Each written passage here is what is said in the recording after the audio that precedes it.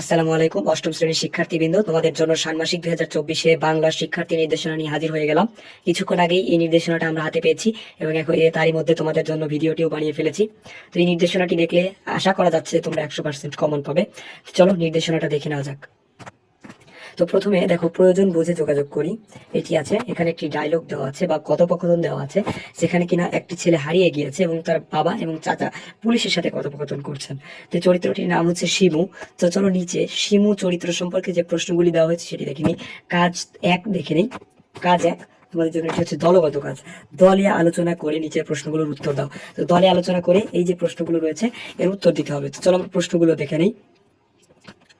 প্রশ্নগুলি হচ্ছে, শিমুর বাবা কোন উদ্দেশ্যে থানায় যোগাযোগ করেছেন? কোন উদ্দেশ্যে? তার ছেলে হারিয়ে গেছে, সেই উদ্দেশ্যে সে থানায় যোগাযোগ করেছেন। এই পরিস্থিতিতে শিমুর বাবা কোন চিন্তা অনুভূতির প্রকাশ করেছে? এবং আরো একটি প্রশ্ন দেখো, অন্য কিভাবে শিমুর বাবা এই উদ্দেশ্য প্রকাশ করতে পারতেন? তিনটি প্রশ্ন রয়েছে। আরেকটি প্রশ্ন আছে, থানায় এই পরিস্থিতির উপরে লিখিত যোগাযোগের নমুনা লেখো। দেখো নিচে পুলিশ বলেছেন যে আপনারা একটি লিখিত যোগাযোগ করে যান, আমরা দেখছি। তো এখানে যে লিখিত যোগাযোগটা করতে বলেছে সেটি কিন্তু তোমাদের লিখিত আকারে পরীক্ষার খাতায় উত্তরপত্রে লিখতে বলা হয়েছে, এটা তোমরা লিখবে। তো এবার চলো আমরা কাজ 2 দেখে নেই। কাজ 2 এটা হচ্ছে একক কাজ। এখানে কিছু কথা তুলে ধরা হয়েছে। দেখো, মান্না বলল, যাই বলিস ভাইয়া, সত্যি সত্যি মুক্তিযুদ্ধের কাজে এসেছি। তুই অপারেশনে অংশ নিয়েছিস ভেবে যেমন অবাক হচ্ছি, তেমনই ভালোও লাগছে খুব। আর এই খবরটা যখন জয় বাংলা থেকে শুনবো তখন আরো কত ভালো লাগবে কে জানে। অপারেশন কদমতলী গল্পের অংশ বিশেষ, অর্থাৎ এটি কিন্তু অপারেশন কদমতলী গল্প থেকেই নেওয়া হয়েছে। তো এখানে দেখো কি প্রশ্ন করা হয়েছে। অপারেশন কদমতলীর আলোকে নিচের বাক্যগুলোর প্রাসঙ্গিকতা যাচাই করো। যাই বলিস ভাইয়া, সত্যি সত্যি মুক্তিযুদ্ধের কাজে এসেছি, কথাটা কতটুকু প্রাসঙ্গিক। এরকম আরো কিছু দেখো প্রশ্ন রয়েছে। তেমন ভালোও লাগছে খুব, কথাটা কতটুকু প্রাসঙ্গিক। এই প্রশ্নগুলির উত্তর তোমাদেরকে লিখতে হবে।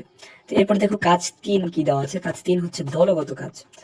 দলে সহযোগিতার মাধ্যমে শ্রেণীকক্ষে পাঠাগার স্থাপনের গুরুত্ব পোস্টারের মাধ্যমে তুলে ধরো। অর্থাৎ তোমাদেরকে একটি পোস্টার তৈরি করতে বলা হয়েছে।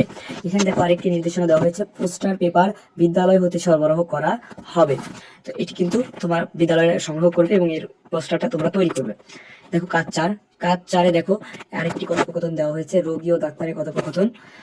দেখো, রোগী, আসতে পারি ডাক্তার সাহেব? আহেন বহেন, কি হয়েছে খুইলা কন দেখি। এরকম দেখো আরো আঞ্চলিক ভাষায় কিছু কথা লেখা হয়েছে এখানে। এই কথাগুলো তোমরা পড়বে। এবং দেখো আরো একটি নির্দেশনা দেওয়া হয়েছে, উপরের কথোপকথনগুলো প্রমিত ভাষায় নেই। আছে কি? আসলেই না, নেই।